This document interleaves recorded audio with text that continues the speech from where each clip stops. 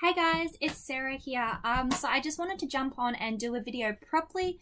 I had a heap of questions the other day asking about where can I put my tiny house? How do I go about talking to council about this? And I actually did a live video on Instagram, but I forgot to hit save. So I'm going to do the video again. And I just want to give you a little bit of our experience on how things have been for us. I want to be very, very clear and very upfront and say this is not legal advice. The onus is still on you to go and do your own research and talk to your own counsel and do your own searching and find out what is applicable for you. Because here's the thing, there is no one national or even state rule that applies to tiny houses at this point in time. Every single council is going to have their own different way of thinking about classifying tiny houses, their own different way of approaching. And so it's really important that we understand that at the moment, for now, everyone is going to be in a slightly different situation. Girls are here. Hi guys. So everyone is going to be in a slightly different situation. So my experience on what it's been like for us may or may not be what it's like for you. This is not legal advice. This is just our experience. I want to give you a little bit of insight on how it's been for us, for you to then use for your own purposes to go and research further, take some confidence from our experience, but also still put the responsibility on yourself to look into it for yourself. So for us, when we started building, we looked at backing up a little bit, when we decided we wanted to go tiny, we wanted an alternative way of living smaller, living simpler.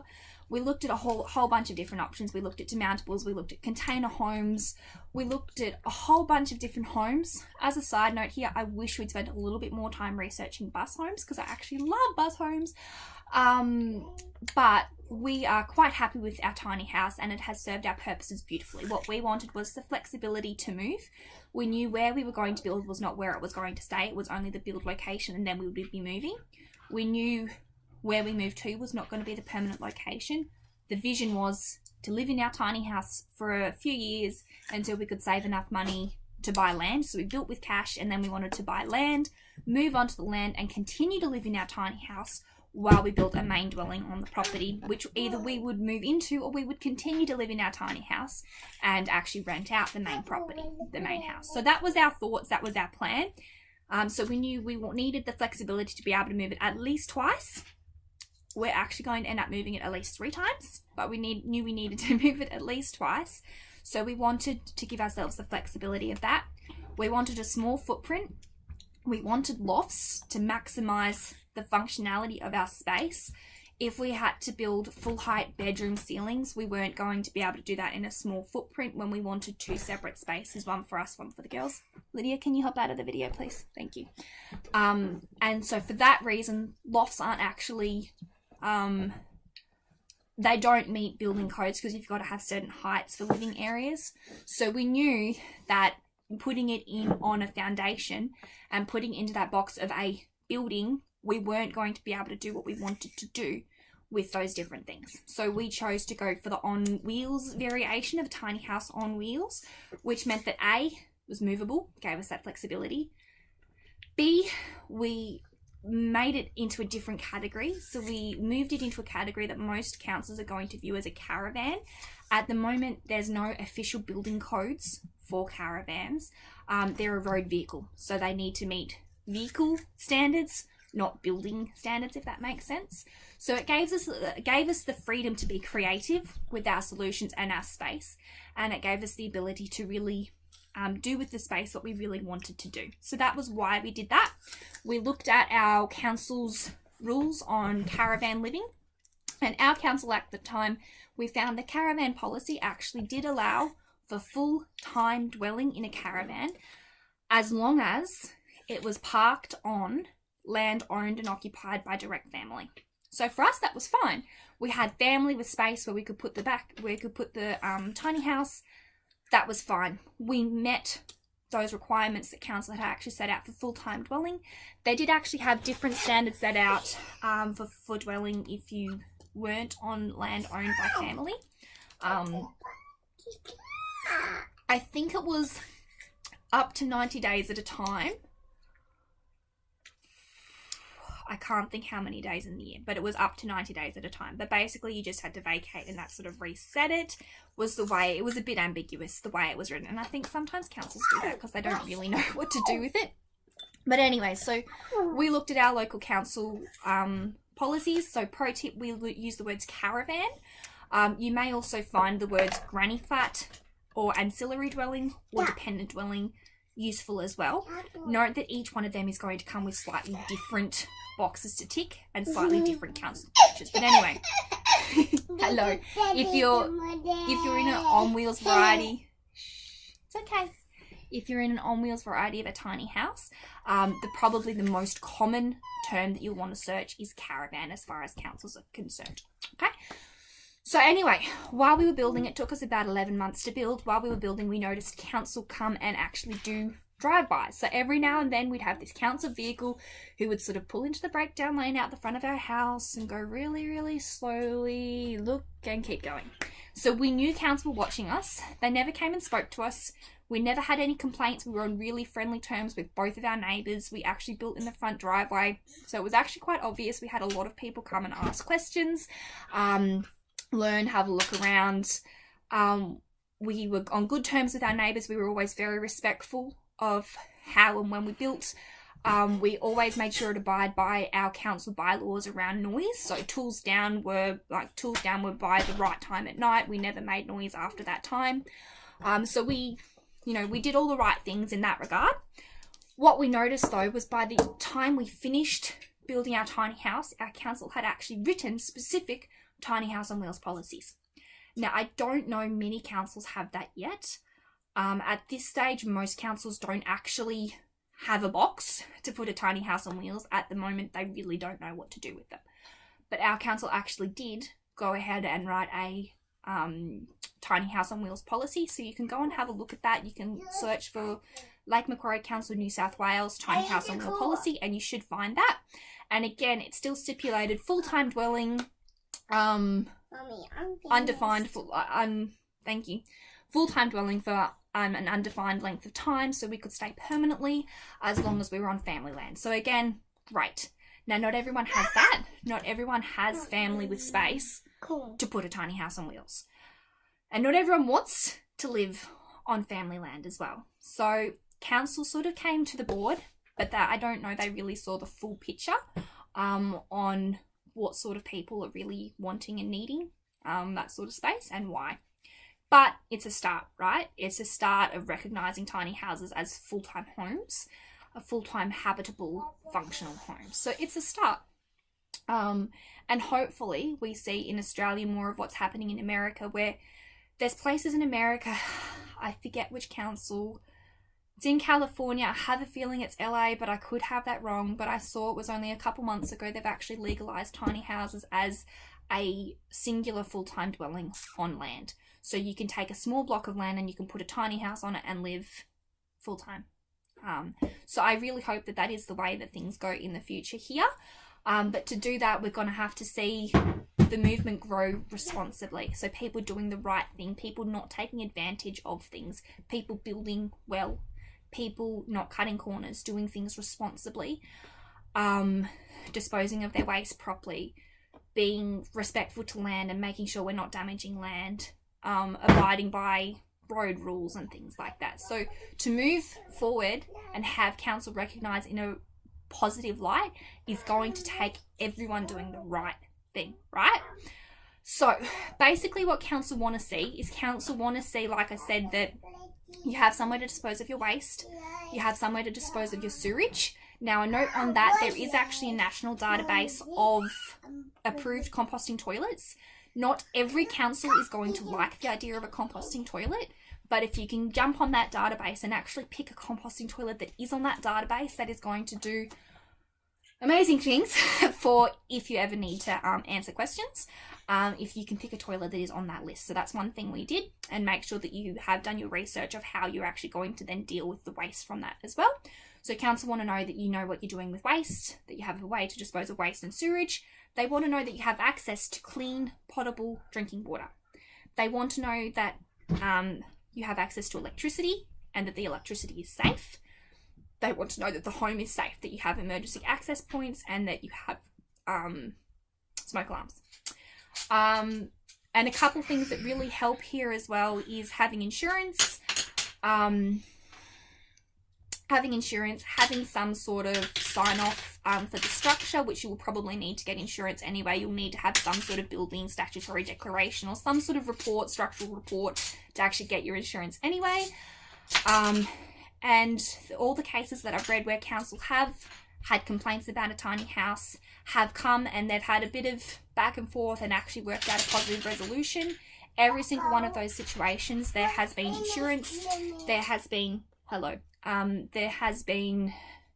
some sort of written agreement with the landowner of the land, and everything has been done respectfully and properly as far as, you know, waste and all that sort of stuff.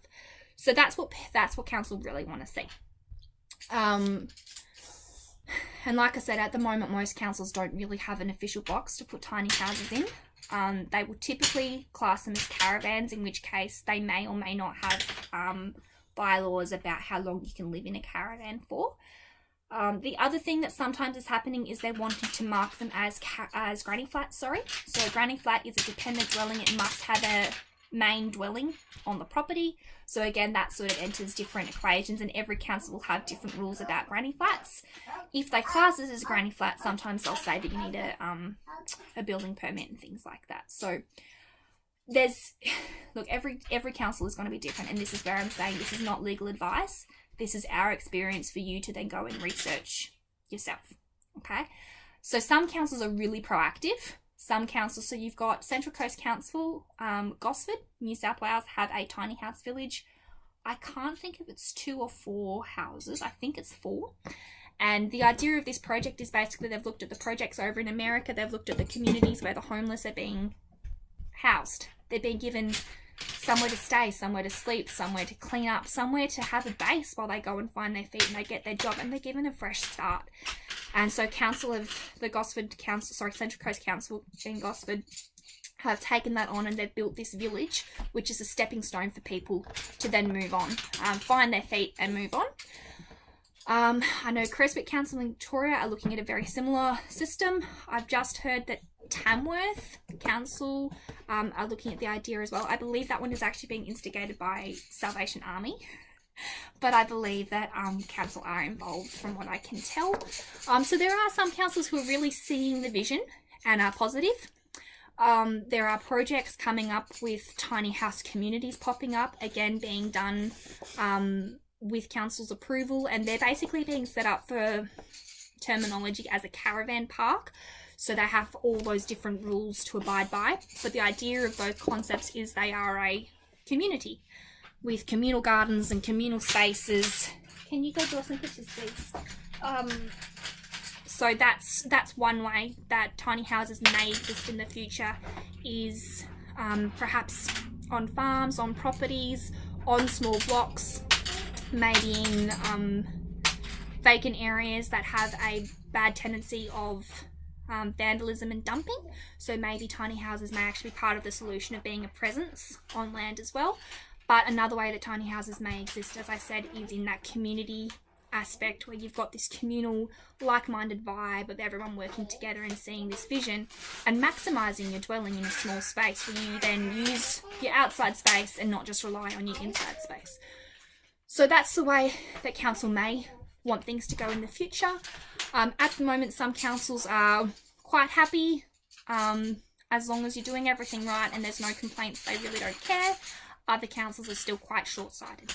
So like I said, that's been our experience. Our experience has actually been quite positive. We haven't had any run-ins, we haven't had any problems. We were able to tick all of those boxes and keep council quite happy. We never had complaints. We were always on very good footings with our neighbours as well.